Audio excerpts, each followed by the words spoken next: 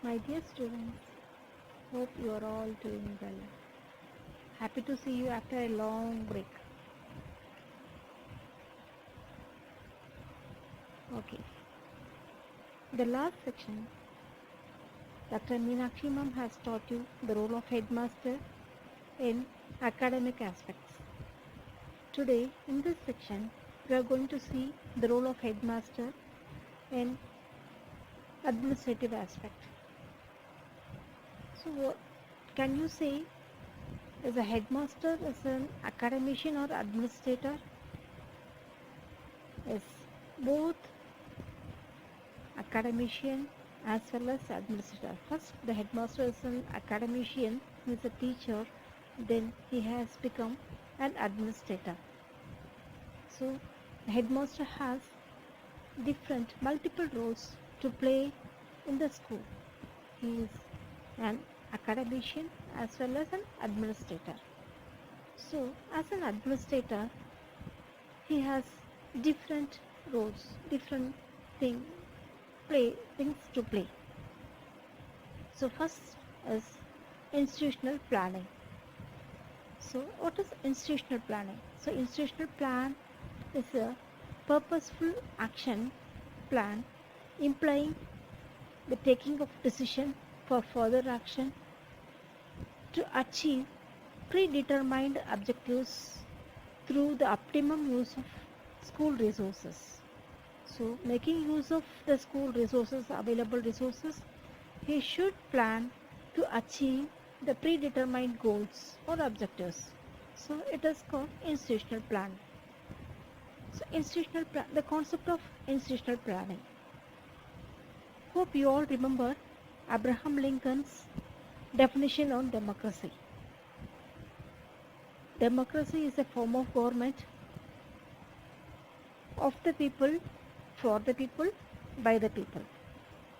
So in the same analogy, we can define institutional planning as the preparation and implementation of developmental plans of the institution, for the institution, by the institution. So preparation and implementation of developmental plans of the institution. So it is a plan of the institution. So it is the plan made for the institution. So it is a plan of the institution. So for example, the plan of the institution is to give good education to the students and to make the students the good citizens. To make them a responsible citizen is the plan of the institution. So plan of the institution, and for the institution, it's a plan for the institution, for the development of the institution, for the development of the student community, for the development of the society.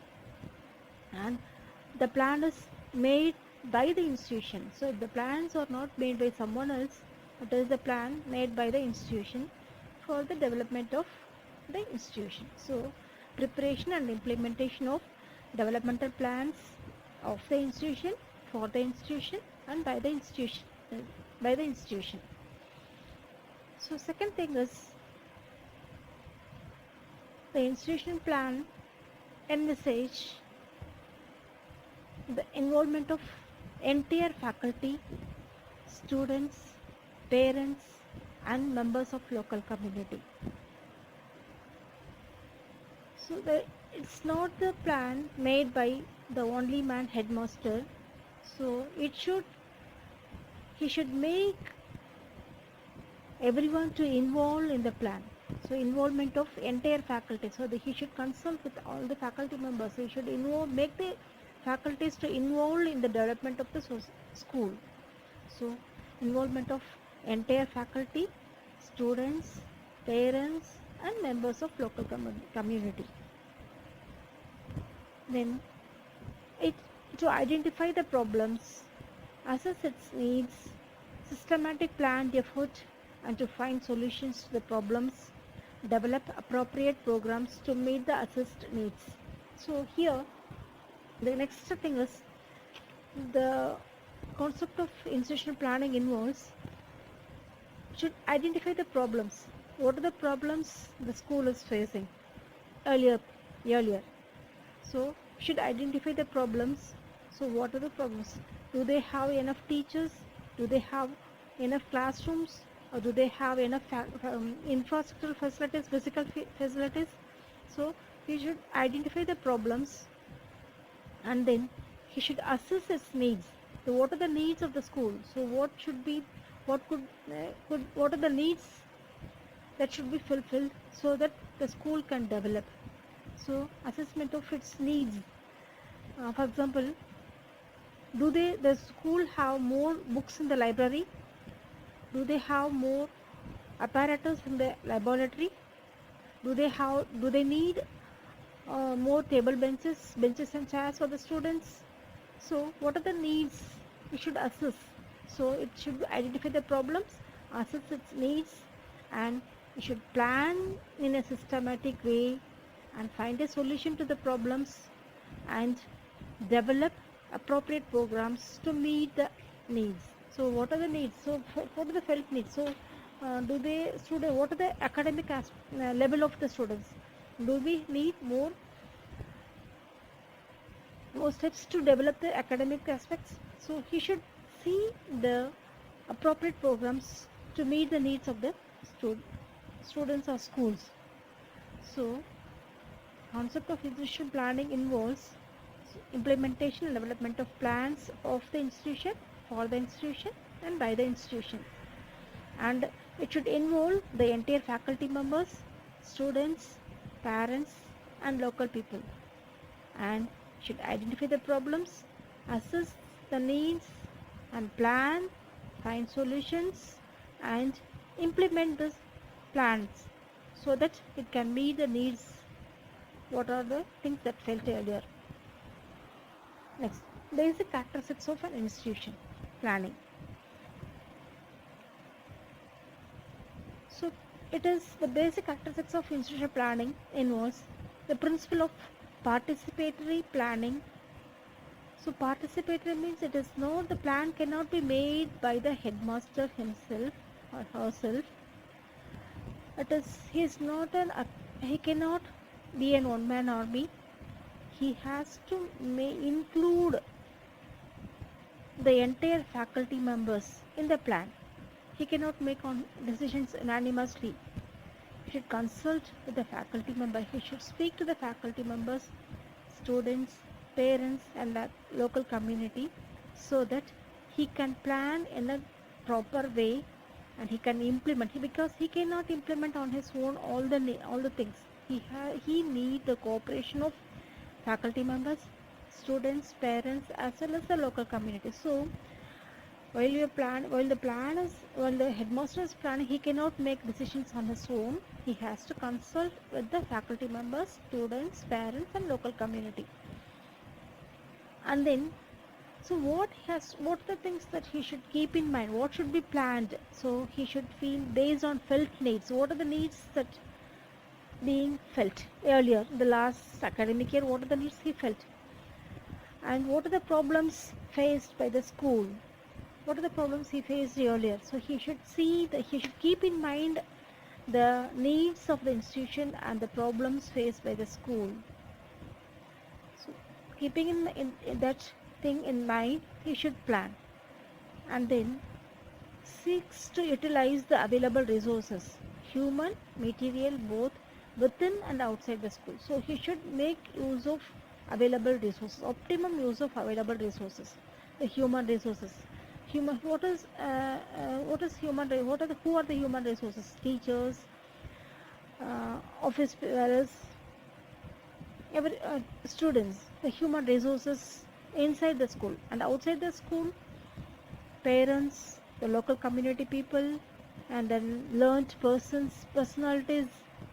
So these are the people, human resources that are available outside the school. So he should make use of, utilize the available resources, human resources inside as well as outside the school, and materials both inside and outside the school. So materials, what are the materials inside the school? Classroom, other physical facilities like tables, benches, chairs, blackboard, smart board, computers, library, laboratory. What are the other materials that are available inside the school, not only inside the school but also outside the school. Outside the school is, let us for example, library, public libraries, or a museum, or factories, field visits. So we should utilize the available resources, whatever may be the human resources or material resources, both inside and outside the school. And the institutional planning should be flexible. It cannot be rigid. It should be flexible in character, so that it can make it can make changes now and then according to the situation, according to the condition at that time. So it should be flexible. The institutional planning should, we cannot say I have planned this, I cannot change it. It have to be changes are there. You should be flexible, and it is scientific and takes into consideration all facts and figures. It should be it's scientific. The institutional planning should be scientific, and you should take consideration of the facts and figures. What is the realistic thing? What are the facts? Is it possible? And what is, you should think all those things and make plans. You cannot make plans blindly. You should think, consider everything, and you should plan. It is not charter of demands, but it is realistic from the standpoint of feasibility. And you cannot pick, I have made this and you should follow this. It is the final thing. You cannot make laws, charter of demands, but it is realistic, and should be feasibility. So what is feasibility? Is it possible? Is it possible in terms of money? Is it? And you should think all those things, and it is not, you cannot demand. So that is what I said. It should be flexible. It should take into consideration all facts and figures. So the characteristics of an institutional planning is, it should be participatory, and it should be based on felt needs and problems faced by the school, and it should make use of available resources, both human and material, and within and outside the school, and it should be flexible, and it should be scientific, and should take consideration of facts and figures, and it should be charter of demands and realistic and feasibility. Steps in preparing an institutional plan. So requirement of additional classroom and other infrastructure facilities. Before you plan for institutional thing, you should have a forecast. You should have an idea about how many children are there in the age group of 6 to 14 in your school's locality. You should have an idea. So how many children are there in your locality? How many children will be coming for admission in the next academic year? So you should have an idea about the number of children in your locality, and how many so if this many children are coming for admission in your school, so how many additional classrooms are needed, and how many additional teachers are needed, how many should be recruited to meet the demands. So you should have an idea about the age group of 6 to 14 age group of children in your locality, and how many will coming to your school for admission. If they come, how many additional classrooms are needed, and how many teachers should be recruited. You should have an idea. So idea of how many classrooms are needed. So requirement of additional classroom and other infrastructural facilities. So here other infrastructural facilities is like, for this first you have to take a stock list, stock list. So available physical facilities, infrastructural facilities. So in programs, what are the programs are there in the school, and supervision, everything you should see, so that you can meet the deficiencies. So for example, if you don't have enough of benches and tables and chairs, you can buy new benches and chairs and desk. If you don't have teachers, enough teachers, you can recruit more teachers. If you don't have a classroom, you need classroom, so you can construct some classrooms. So, so taking stock of available physical facilities, infrastructural facilities, pro everything. So next is grading of institution. So grading of institutions. So here education, as suggested by Education Commission, the grade of institution can be determined on 3-point scale like A to C, A, B, C. A is above the optimum level of development. So the school has all the facilities. It has this infrastructural facilities, building, teachers, other equipments are there. So it is optimum level of development, and they can be put an A grade. And if C grade, it says they are below the minimum level of development. So below the minimum level of development. So the school doesn't have minimum needs also. So it is C. And in between these A and C, it lies the B. So some it's enough, but it it's not optimum, but it is above the minimum level. See, so here the headmaster has to see where the institution lies, whether it is in A grade or B grade or C grade. If it is in C grade, you have to go for higher grade, B grade. So it has to plan, so you can how to develop this, how to come to B or C, A. So the grading of institution is another important aspect in preparing an institutional planning. So and then assessment of future needs.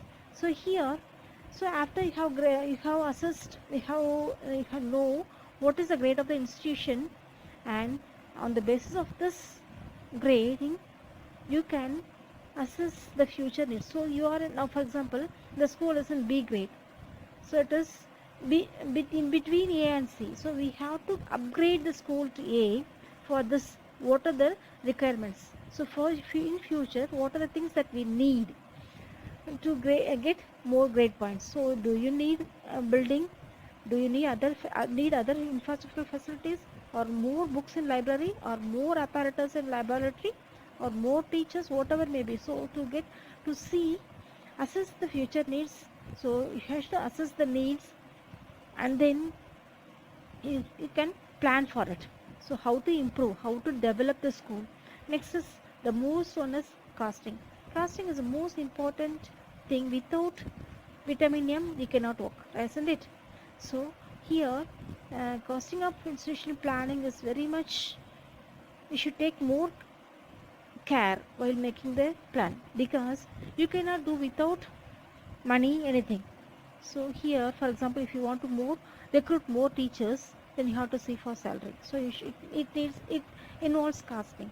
If you want to build more classrooms, then it needs money.